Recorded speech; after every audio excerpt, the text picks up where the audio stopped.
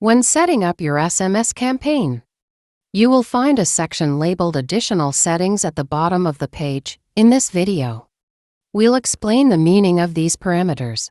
Tariff. If only one tariff is available to you, it will be set as your default tariff in this field. If you have access to multiple tariffs, you can select the desired one from a drop-down list. Message validity period. This refers to the duration during which the system will attempt to send a message to contacts that were unavailable at the start of your campaign.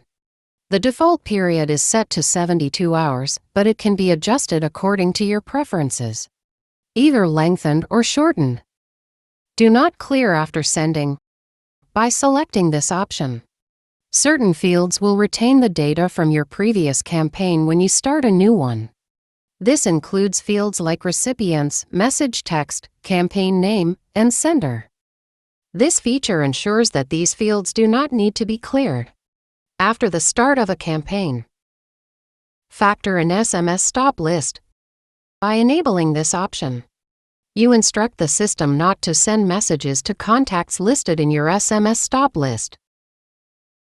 Notify via email when mailing is complete.